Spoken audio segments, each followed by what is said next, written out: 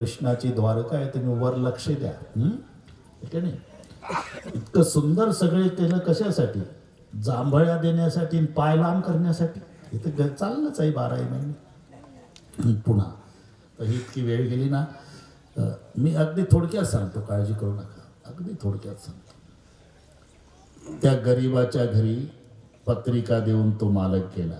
इथून बाजूला गेलो, मी शुद्धीवर आहे.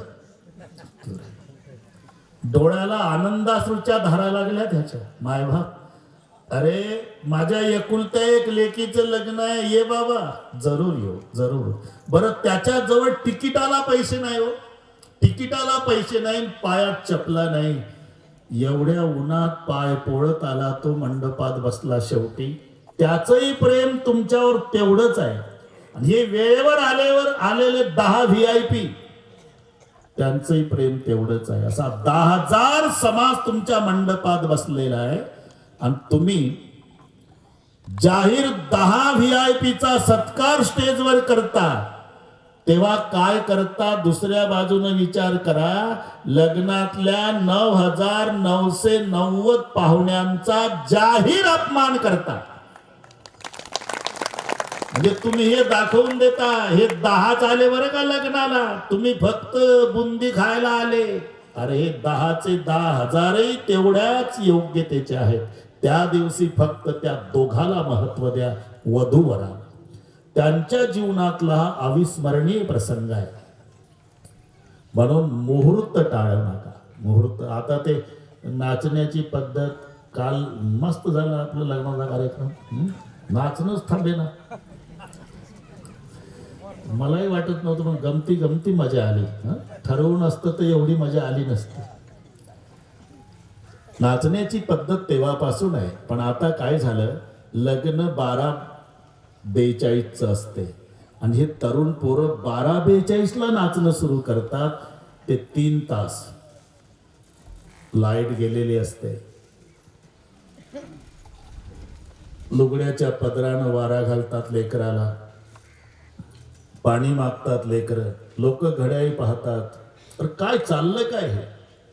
लग्न 12:42 पावणे 3 वाजले तरी नाचणं चाललं. नवरीचा बाप जातो, चला पोरं जा, तुम्ही खुशी करू द्या. ते 10च असतात, फक्त 10, पण 10,000 पाहुण्याला सजा देतात 3 तास 10. पण त्यांचाही दोष नाही, खर्च नवरदेवाचा असते, उष्णता पोटात असते, ते जुमानत नाही कोणाला. मग शेवटी आचारी येतो बरं का, आचारी येतो. पाटील इकडे या. काय तुम्ही म्हणला होता 12:30ला स्वयंपाक तयार ठेवणे. 12:30ला स्वयंपाक तयार झाला. आता पावणे 3 वाजले, मी बघितलं आंबट वास यायला लागला. तुम्ही मलाच नाव ठेवाल. मग अक्षरशः मुलीचा बाप जाऊन लोटांगण घालतो त्या 10 टाळक्यांच्या पुढं. तुमच्या पाया पडतो, माझ्या नातवासारखे आहे रे, पण पाया पडतो बाबा, माझी अब्रू जाईल, जा तुम्ही खुशी करू द्या. ते 10. मला असं वाटतं, वैयक्तिक मत आहे माझं, की गावोगावी एक गरम रक्ताच्या पोरांचं मंडळ स्थापन करा. 10च पोरं पाहिजे, गरम रक्ताचे पाहिजे, आणि त्यांच्या हातामध्ये ऊसातल्या शेवऱ्याचे दांडके द्यायचे, ओले, आणि त्या मंडळाचं नाव ठेवायचं दांडक मंडळ उक्कडगाव. आपलं सहर्ष स्वागत करीत आहे. जेव्हा ते 10 टाळके ऐकत नाही ना कोणाचं, तेव्हा दांडक मंडळाला मोबाईल करा, हॅलो दांडक मंडळ, चला स्वागताला. तिकडे कपडे फाटेपर्यंत बदला, त्यांना काही पाप लागत नाही. नवरदेव घेऊन या आणि वेळेवर लग्न लावा, तर वधूवर दांडक मंडळाला जन्मभर आशीर्वाद देतील. तुमच्यामुळे आमच्या जीवनाचं कल्याण झालं म्हणतील. मी मुहूर्तासाठी सांगतो. 14 मिनिट लग्न उशिरा लागलं तर राम 14 वर्ष वनवासात गेला. मुहूर्त छापण्यासाठी नसतो, सांभाळण्यासाठी असतो. इंद्राच्या द्वारा 4 नवरदेव 4 घोड्यावर स्वार झालेले आहेत. 4 नवरदेव, राम, लक्ष्मण, भरत आणि शत्रुघ्न. एक घोडा काम आहे, बाकीचे घोडे साधे आहे. आणि त्या घोड्याच्या पुढे नवरदेवाचे मित्र नाचू लागले. रामाचे मित्र, लक्ष्मणाचे मित्र, भरताचे मित्र, शत्रुघ्नाचे मित्र. जमते का? काय हरकत नाही. मी सांगेल तेव्हा पण करू आपण. चला मिथिला नगरीत एक 5 मिनिट तरुण मंडळी देवासाठी नाचतोय आपण, काय लागायचं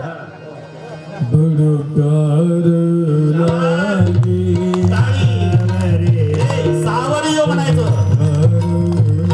एक जण या बरोबर येतं. तो पोरगा लागला. हे बघ. हे तुमच्या जवळचा उभा करा. चिपडावाले वा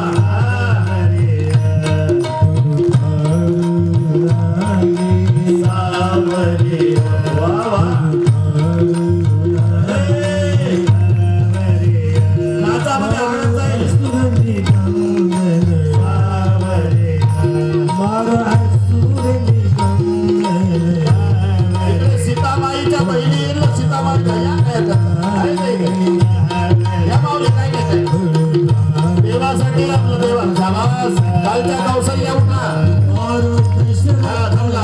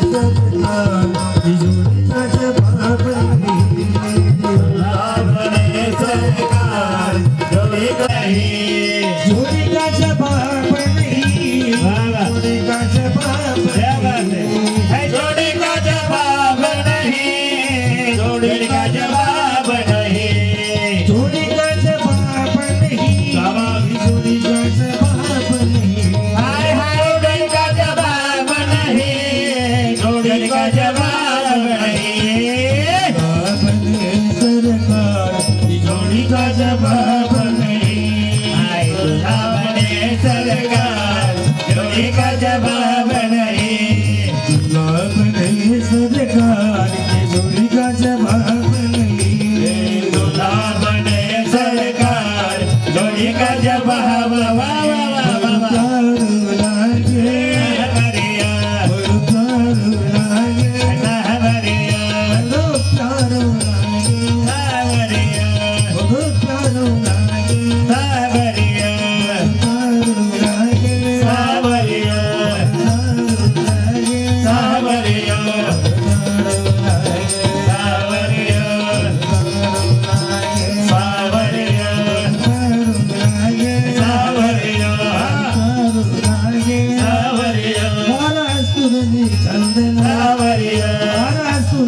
सावरिया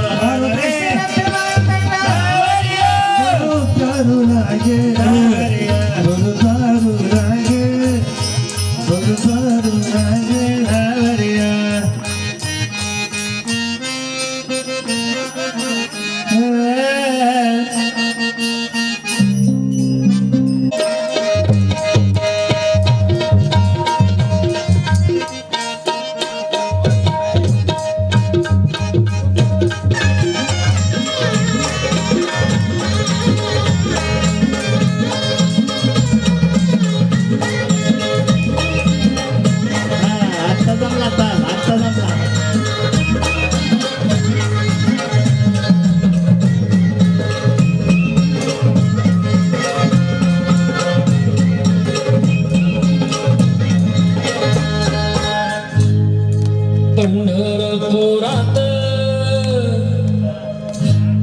त्या पंढरपुरात काय वाजत गाजत काय वाजत गाजत सोन्याचं बाशिंग लगीन देवाचं लागत सोन्याचं बाशिंग लगीन देवाचं लागत सोन्याचं बाशिंग लगीन देवाचं लागत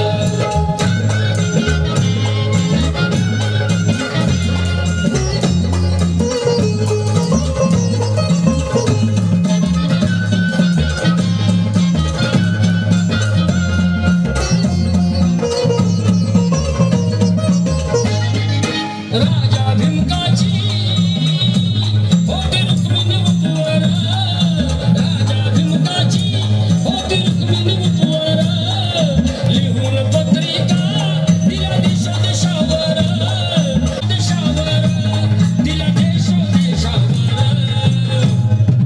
बाळ मृदुंगई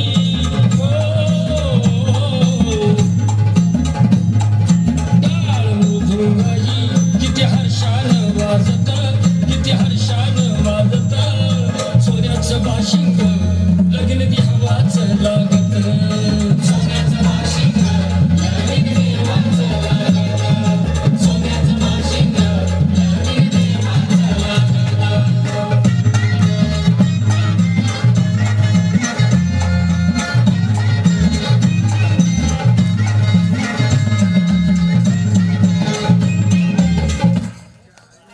लेल्या अगरबत्त्या बँड लावून पाहुणे न्यायचे जेवायला सन्मान आणि आणि आता आता जेवू घालणाऱ्याला वेळ आहे हो पण जेवणाऱ्याला वेळ नाही म्हणून नवीन सुधारित पद्धत निघाली बफे ठीक आहे पण ते कसं दिसतं गरज आहे काळाची पण कसं दिसतं शेवटचं मंगलाष्टक होईपर्यंत पाहुणे कोट्याधीश दिसतात कोट्याधीश शेवटचं मंगलाष्टक झालं की सगळे भिक्षाधीश आपलं आपलं ताट न वाटी लाईनला लागून मला द्या चपाती म्हणतं काय दर्जा झाला याच्यात बरेच पाटील असल ते घरी पाण्याच्या माठाजवळ बसले तरी माठातलं पाणी घेत नाही पाटलींना पाणी मागतात पाटील लग्नाला आले म्हणजे ताट न वाटी हातात घेतन लाईनला लागून मला जिलबी द्या म्हणतात काय दर्जा पूर्वी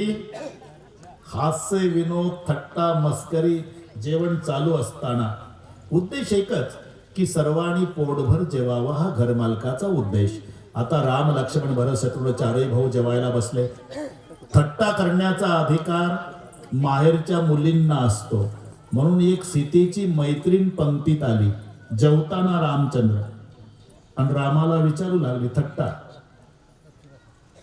प्रभूजी तू लोक टवकारून ते काय विचारते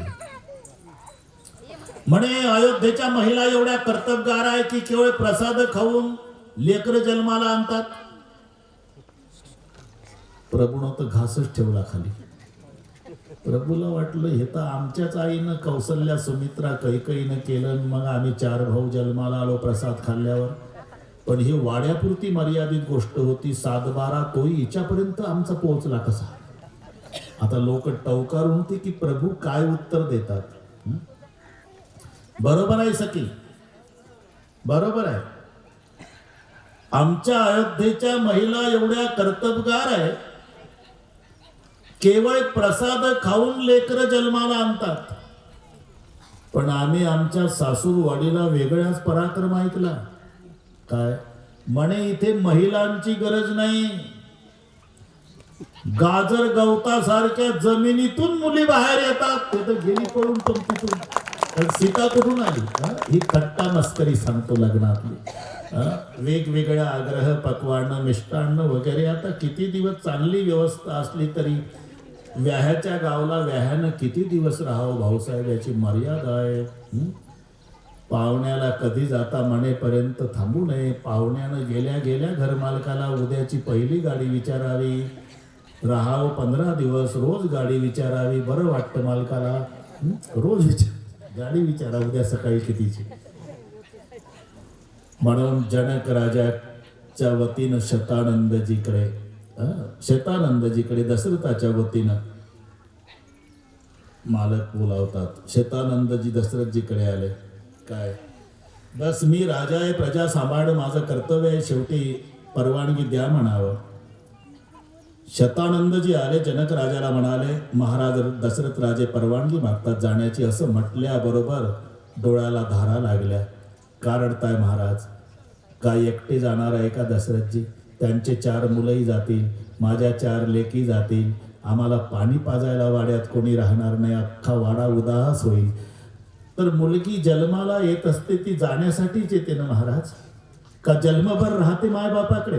अरे पाहुणी म्हणून जन्माला येते, 20-22 वर्षे माझे पप्पा माझी मम्मी करते, एक दिवस सगळ्यांना रडवून निघून जाते.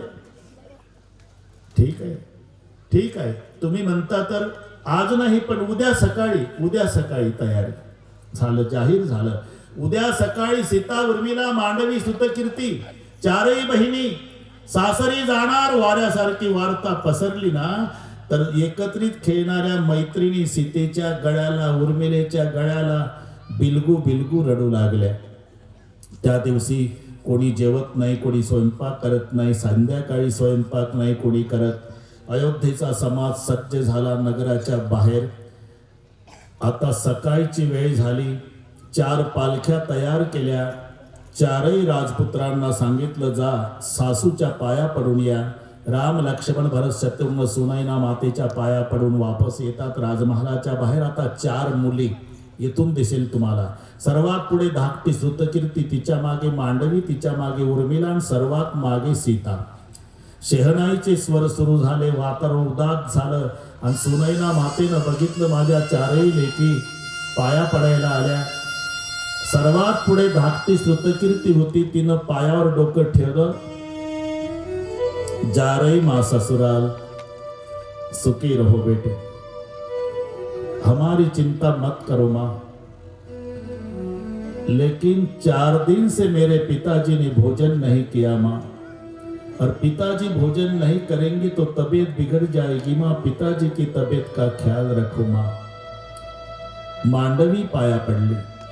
माँ जा रही ससुराल, बेटी सुखी रहो. 4 दिन से देख रही माँ, मेरे पिताजी वृद्ध हो गए माँ, मेरे पिताजी की तबीयत बिगड़ जाएगी माँ, पिताजी की तबीयत का ख्याल रखो माँ.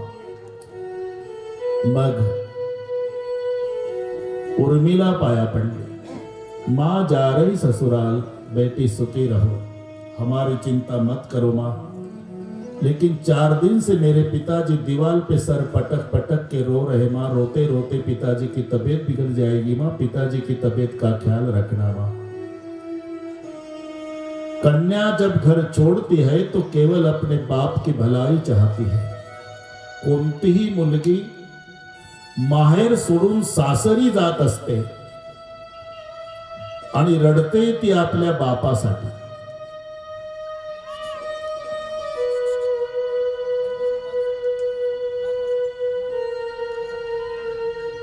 कोणतीही मुलगी असू द्या, बापाची काळजी मुली इतकी जगात कोणी घेत नाही. सगळ्या घराची काळजी बाप घेतो, पण बापाची काळजी जन्मभर मुलगी घेत असते. शाळेतून आली मुलगी की पहिली विचारणार आईला, पप्पा जेवले का? तिचा सहज शब्द असतो तो. इकडे बेटा, काय झालं कोणाच माहीत. सकाळी आंघोळ नाही, नाश्ता नाही, दुपारचं जेवण नाही. आता 5 वाजले तरी खोली उघडत नाही, कोणाशी बोलत नाही. काय झालं कोणाच माहीत. तू घे जेवण. मग मुलगी रडायला लागते 14 वर्षाची. काय आई, माझा जन्मदाता बाप उपवासी आहे, मी नाही जेवणार आई. त्या दिवशी नाही मुलगी जेवत. सगळ्या घराला झोपू देते भाऊसाहेब, संध्याकाळी जेवत नाही.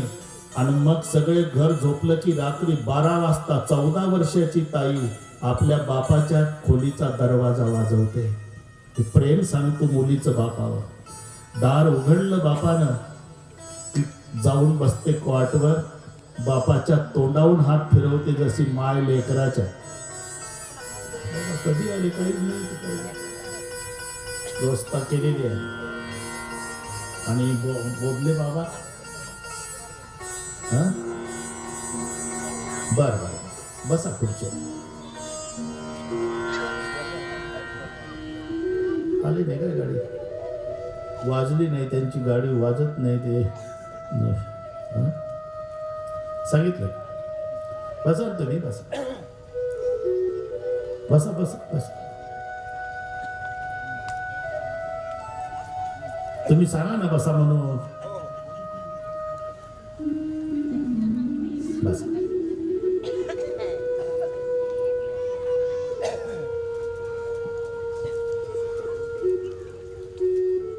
निस्वार्थी प्रेम कन्येचं बापाला रडवत असतं. निस्वार्थी प्रेम.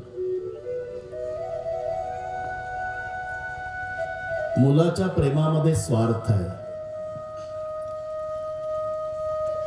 मुलीच्या प्रेमात नाही. लक्षात घ्या. गंगेसारखं निर्मळ पाण्याचं नातं म्हणजे मुलीचं आणि बापाचं आहे.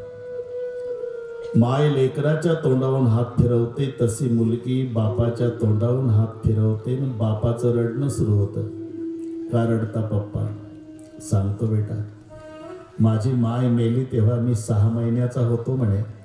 आईचं सुख नाही मिळालं. पण कधी कधी तू येतेस ना माझ्या तोंडावरून हात फिरवते, तेव्हा वाटतं की पांडुरंगा माझी माय नाही मेली, माझ्या पोटी जन्माला आली. अरे दिवसभराचा उपवास यावा, माझी कोणी साधी चौकशी केली नाही बेटा. मी आहे ना बाबा, डॉक्टरला बोलू का बाबा? डोकं दुखतंय का बाबा? हातपाय चेपून देऊ का बाबा? काही खायला आणू का बाबा? सगळ्या घराची काळजी जरी बाप घेत असला तरी बापाची काळजी जन्मभर मुलगी घेत असते. मुली इतकी बापाची काळजी कोणी घेत नाही. नांदायला जाताना त्यातल्या त्यात आजीचं नातीचं एवढं प्रेम असतं महाराज, मैत्रिणीसारखं. शाळेतून आली की पहिली आजीजवळ, आजी काही खातेस का ग?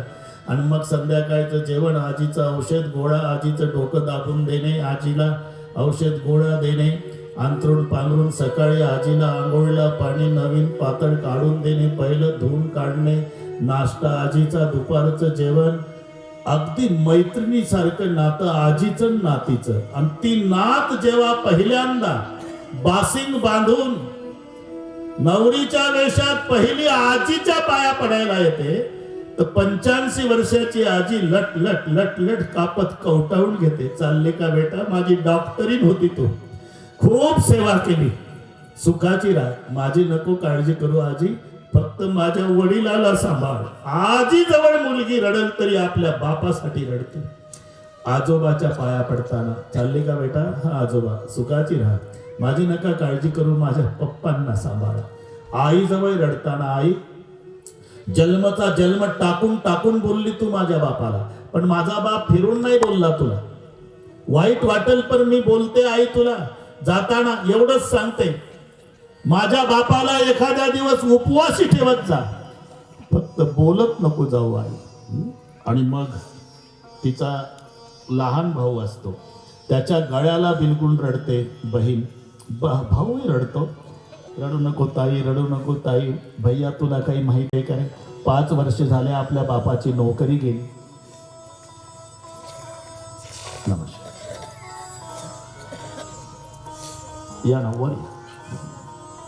आपल्या बापाची नोकरी गेली, सांगत नव्हते. 10ला जायचे, 6ला यायचे. जाताना म्हणायचे चाललो ड्युटीवर, येताना म्हणायचे आलो ड्युटीवर.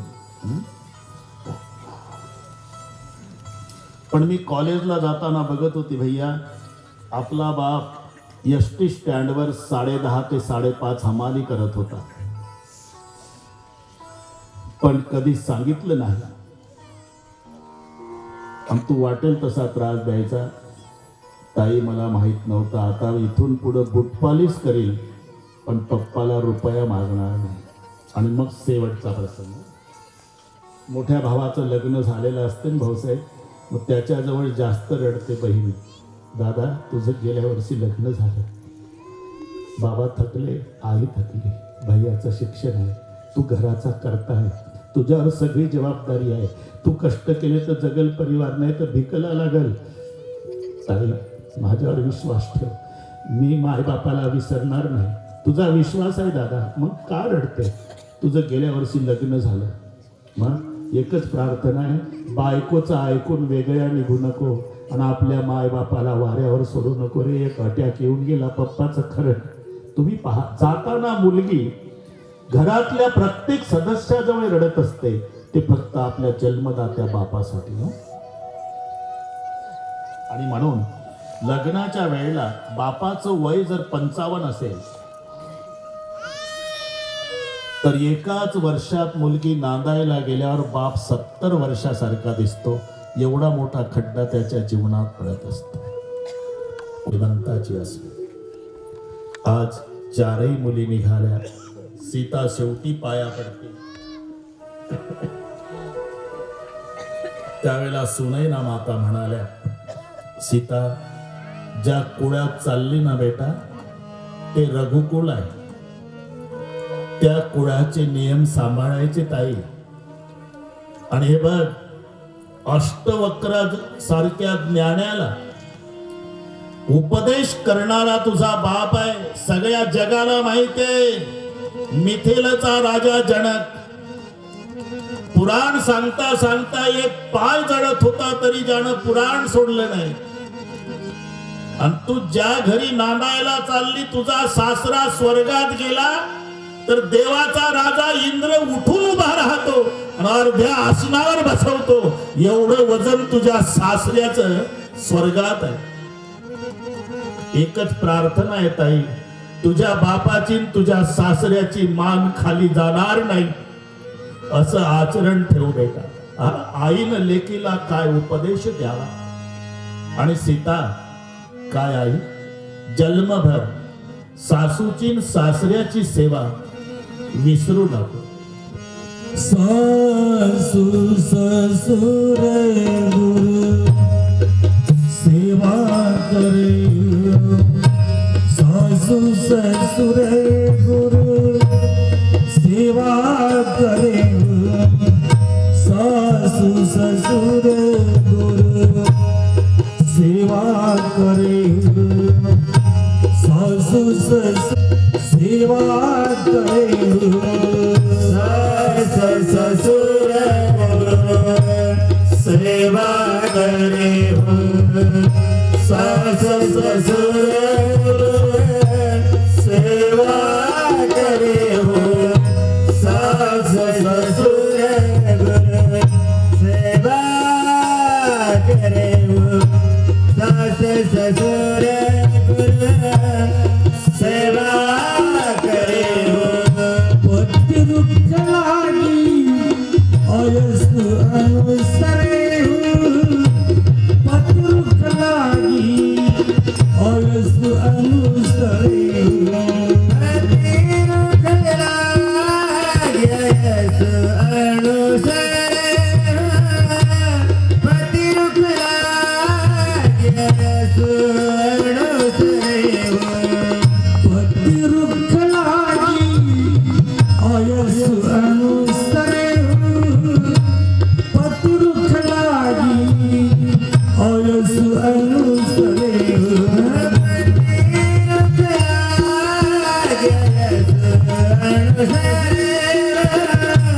पति दुख लागी अयस अनुसरे, सासु ससुर गुरु सेवा करे, सासु ससुर गुरु सेवा करे, सासु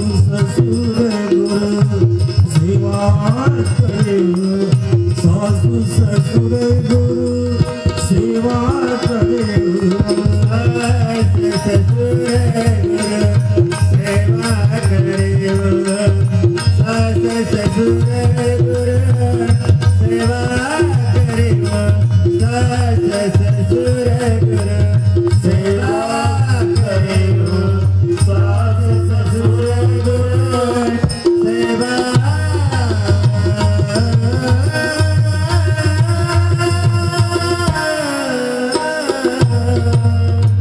सासऱ्याची सासूची सेवा विसरू नको बेटा. आईनं लेकीला काय उपदेश द्यावा. आताची आई सांगेल ग, कुठं चालला तुम्ही? ताईसाठी मुलगा बघायला चाललो. बिगर आईचं बघा, बिगर आईचं. बिगर आईचं म्हणजे एवढं कळत नाही का? चांगले महाराज झाले ना तुम्ही. बिगर आईचं म्हणजे माझ्या ताईला सासू नसावी. तुम्ही मी जिवंत असावी असं.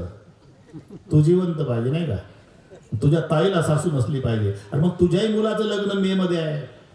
तुझ्याही घरी एक मुलगी महाराष्ट्रातली येणार आहे. तिलाही वाटेल माझी सासू रॉकेल वतून पेटून तयार असावी. तेव्हा कसं वाटेल? हा एकांगी विचार संपला पाहिजे. प्रत्येक घरातल्या मुलीला वाटलं पाहिजे सासू नाही माय आहे माझी. सासूला वाटलं पाहिजे माय नाही, ते मुलगी नाही, सून नाही मुलगी आहे माझी.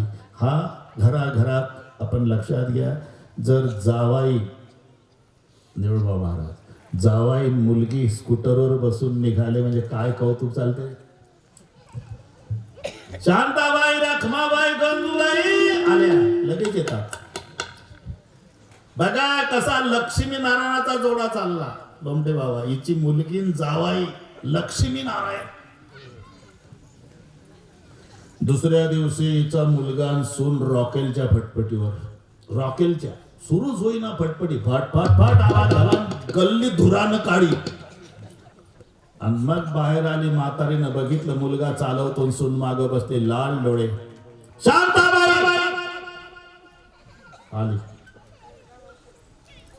बघा ना आहे काय मर्यादा. एका फटफटीवर चालले बसून दोघही. आपण बोलत तरी होतो का आपल्या वेळेस एकमेकासोबत? म्हातारे आजच आली मर्यादा. काल तो उकडगाव गोळा केलं. हा? अरे मुलगी जावाई लक्ष्मीनारायण दिसतात आणि सून मुलगा बसला म्हणजे मर्यादा. हा एकांगी विचार संपला पाहिजे. मी सुनच्या पार्टीनं बोलत नाही. इथल्या सासवानी माझ्यावर लाल डोळे करायचं कारण नाही मामी.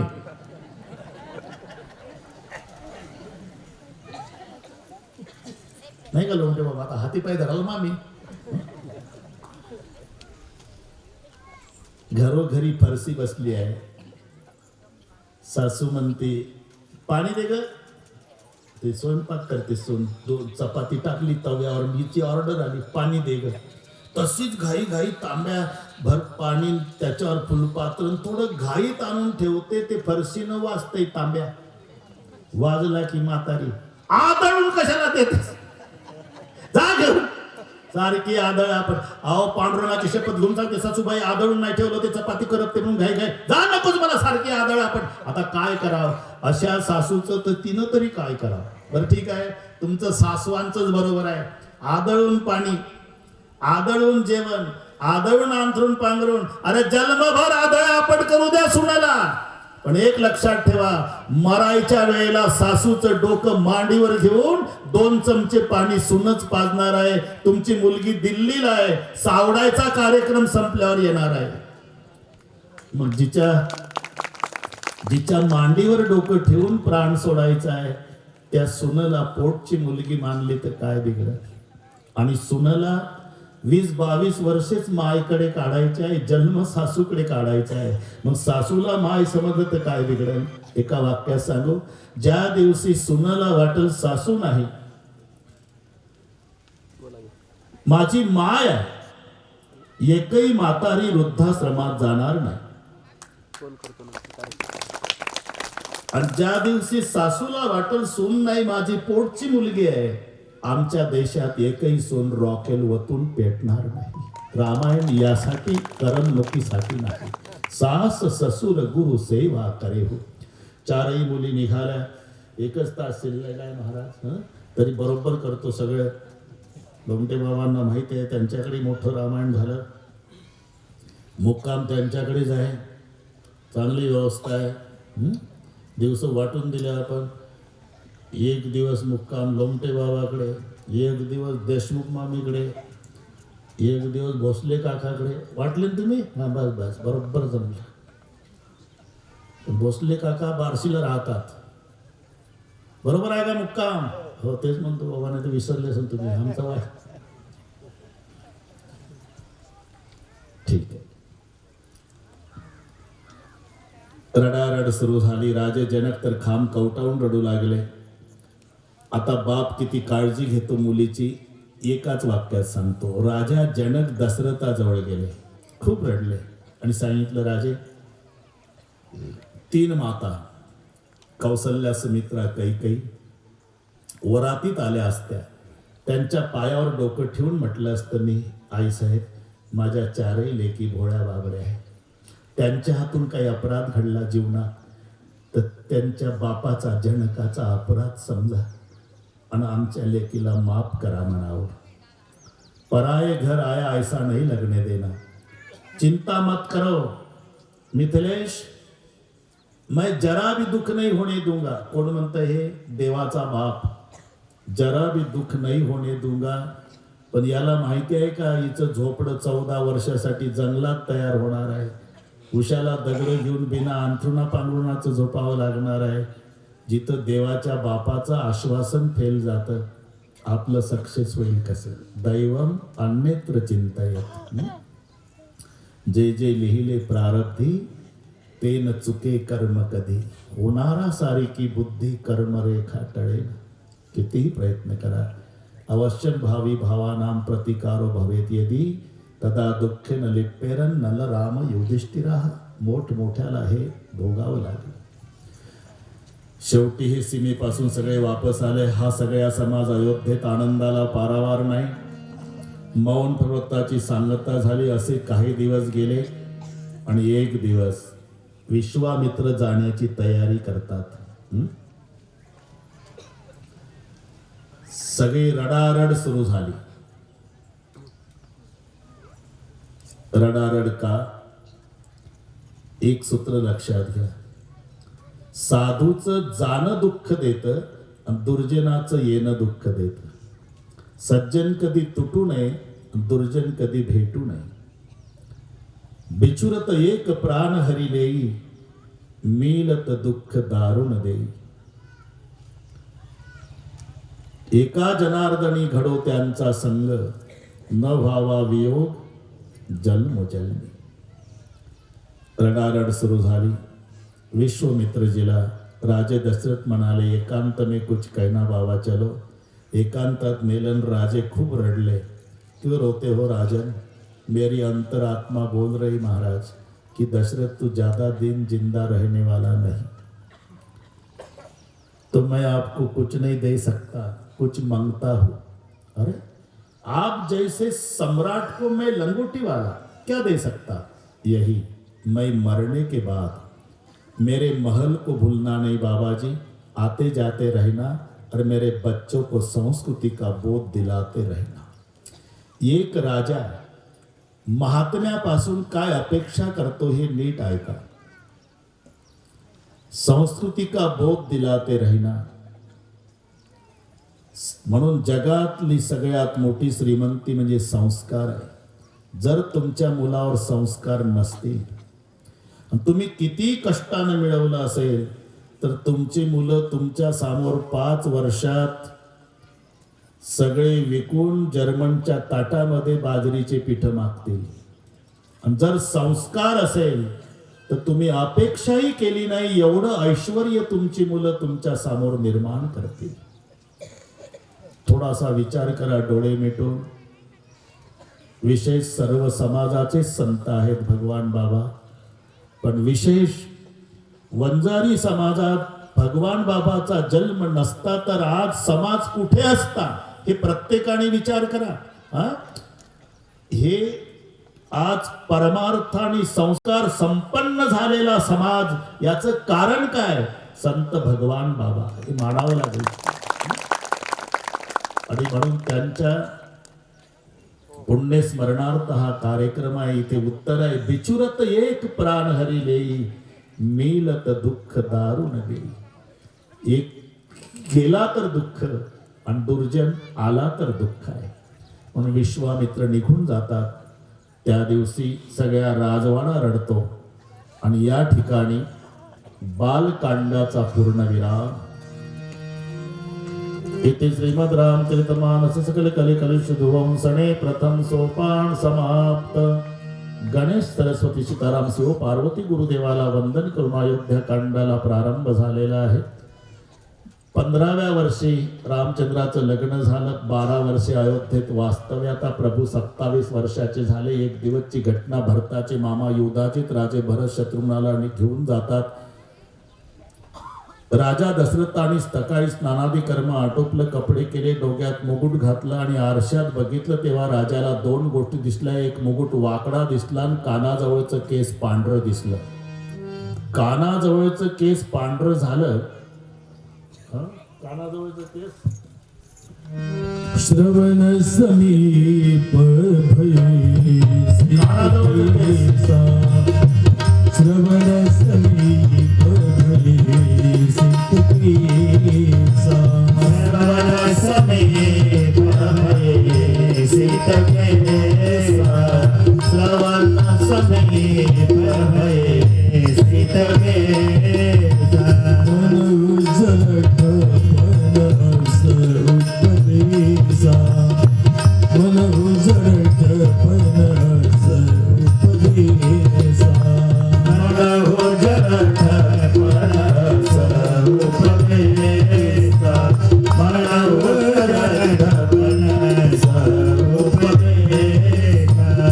उपज बराज राम कहते. उपज बराज राम कहते. उपज बराज राम कहते. उपज बराज राम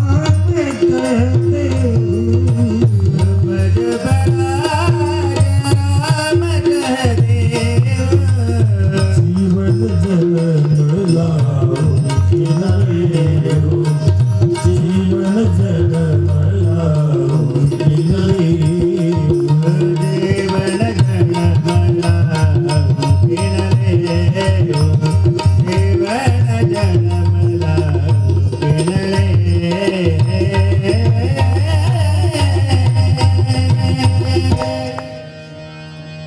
कानाजवळचं केस पांढरं झालं की समजायचं मरणाची नोटीस आली.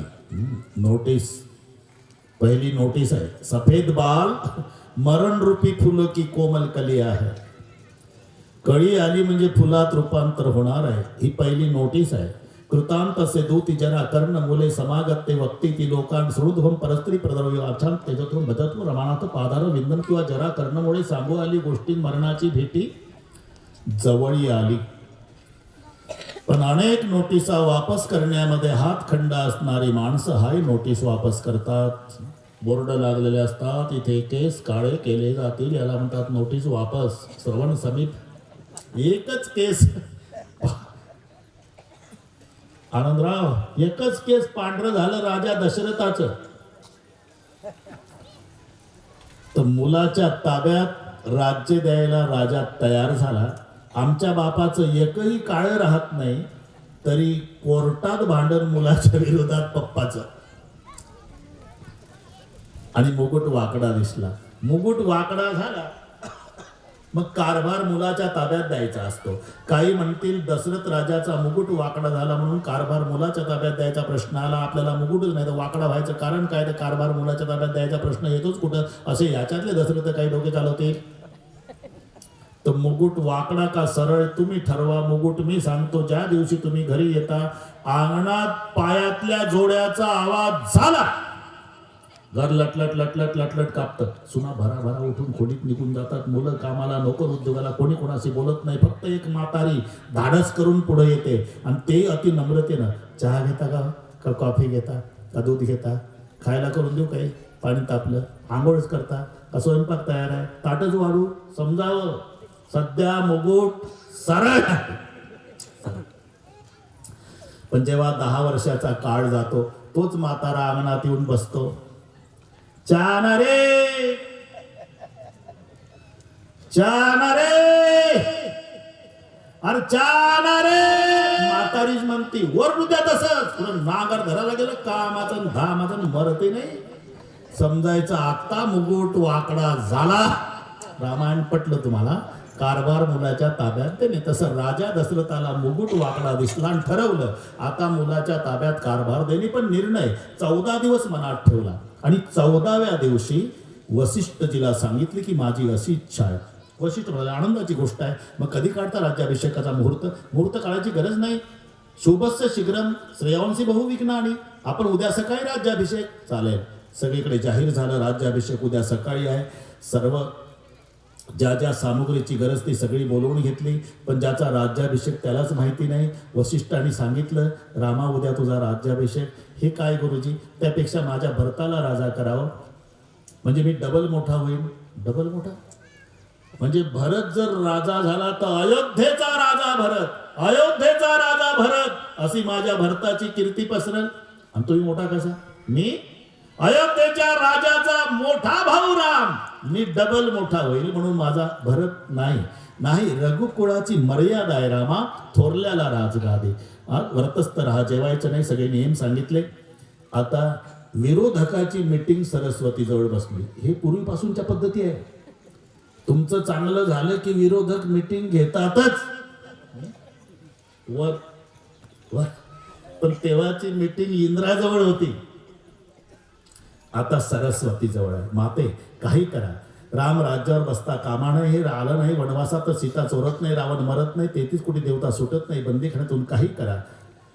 कोणाच्या बुद्धीत बदल करा म्हणून सरस्वतीने विचार केला. कोणाच्या बुद्धीत बदल करावा आणि एक पात्र निवडलं मंथरा. तो विकल्प येऊन बसला हिवराज झाडाखाली. त्याच्यात खालून हिवराज झाडावरती हिवराज झाडाखालून जात होती ती मंथरा. तो विकल्पानं प्रवेश केला. तिच्या बुद्धीमध्ये मंथरा बिघडली.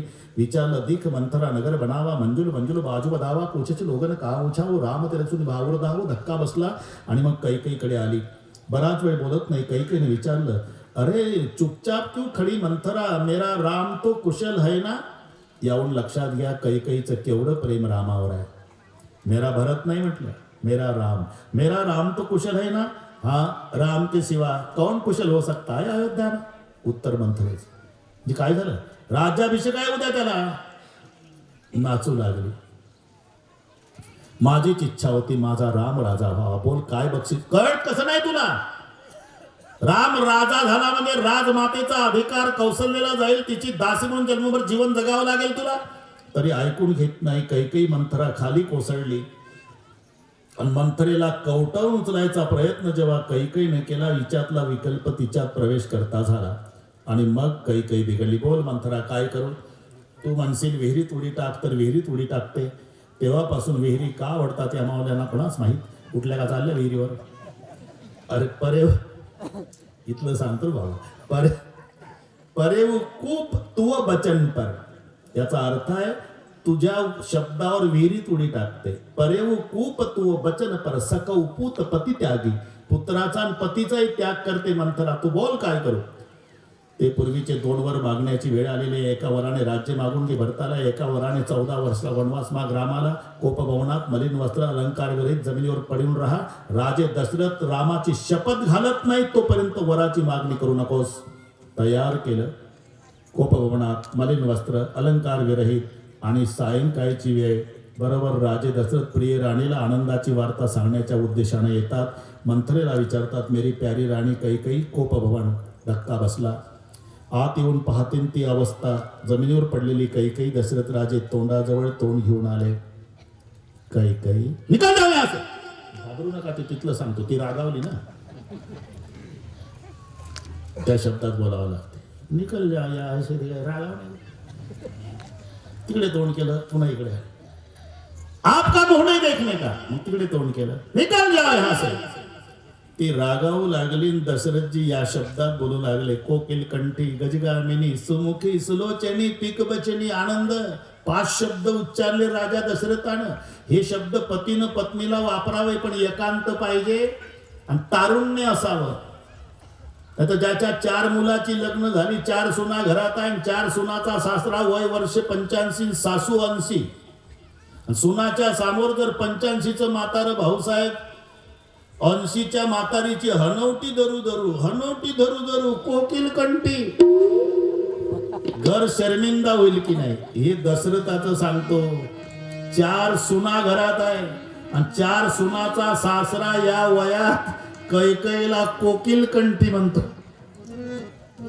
गजगामिनी, सुमुखी, सुलोचनी, पिकबचनी, ह्या 3 भूमिका पहा. आताचा दशरथ काम आहे, कैकेयी क्रोध आहे, मंथरा लोभ आहे. घे राज्य मागून असं म्हणणारी मंथरा लोभ आहे. निकाल जाणे असे.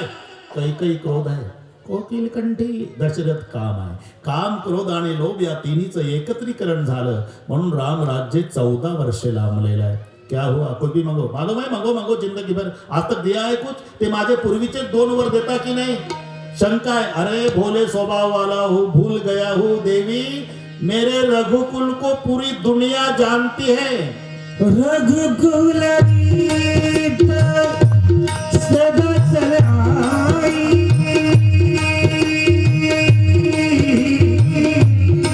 राय जाई गुरबचन जाई. सिया राम जय जय राम. राम सिया राम जय जय राम. मैया सत्सवर पाठक तुझा, गिर से बोई तुझी गुंगा. सिया राम जय जय राम. सिया राम जय जय राम. जय राम राम राम. जय राम राम राम. जय राम राम राम.